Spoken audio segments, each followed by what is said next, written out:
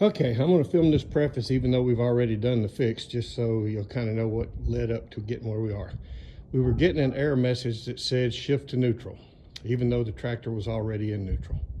So we did a little digging around on the internet, and there were a couple of things we tried, like turn the key on, leave it on for 20 seconds, back it off, turn it back on, kick the hydrostatic pedals around a little bit, make sure nothing's stuck there.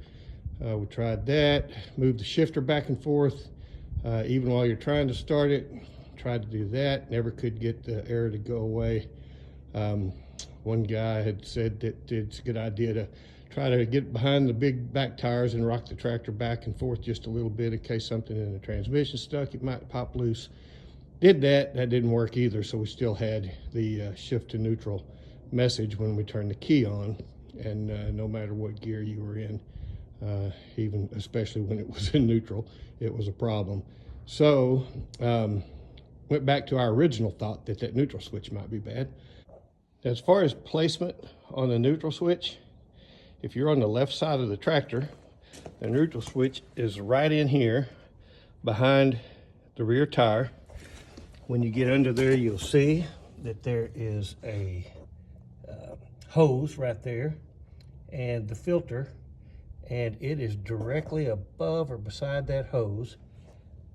You'll see better pictures of it when we do the repair. Okay, so I'm on the final troubleshooting step to verify that this is the neutral switch.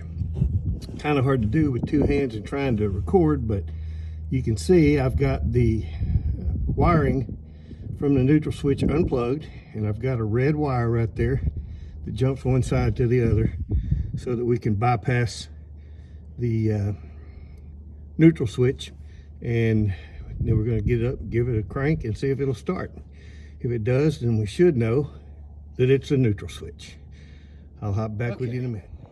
All right, I don't know if you're going to be able to see this or not, but when I turn the key on, right about now is where it usually says shift to neutral, but it doesn't say it. That's a good sign.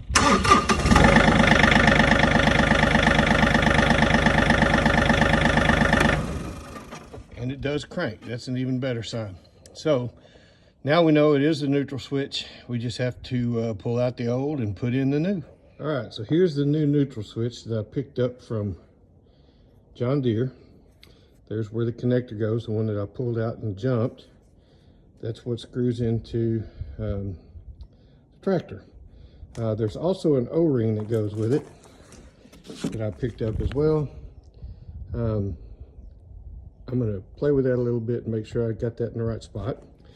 And then also, they tell me that it'll leak some hydraulic fluid, so I've picked up a clean container to catch what hydraulic fluid drips out of there so it can be poured back in. All right, it looks like a 7/8 is the size we're gonna need based on the new neutral switch that I have. So that's what I have here on a small ratchet. I'm gonna see if we can get under there and get that thing loose. All right, just a heads up.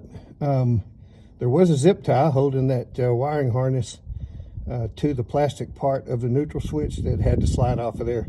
Just wanted to make sure we made a note of that. Okay, the neutral switch has broken loose, and now I'm going to hand turn it to pull it off, but I don't have enough hands to hold the phone.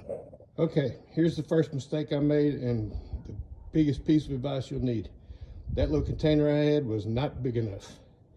It filled up these three and still spilled over just a little bit.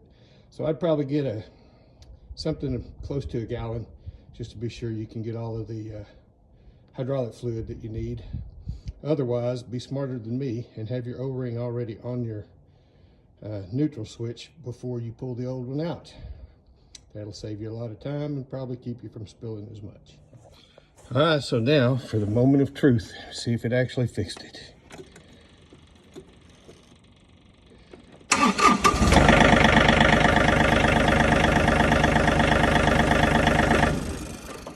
Woohoo! There we go. It was the neutral switch. Neutral switch has been replaced, and the tractor is back to starting and not giving the shift to neutral error. Went down underneath, found the switch, reached over the top, and there's a little clip on there that you can pull up on that clip, wiggle that little connection loose, Then we put a solid piece of copper wire just from one side of the wiring harness to the other to bypass the switch. Tried to crank it, it worked. So I went back down, pulled the old neutral switch, put the new neutral switch in, got back up, still cranks, everything's good. So again, the only issue that we had was I did not expect to have the switch out so long that so much of that hydraulic fluid would leak out. So be sure you have your large enough container to take care of that. You'll see it as we go through the video.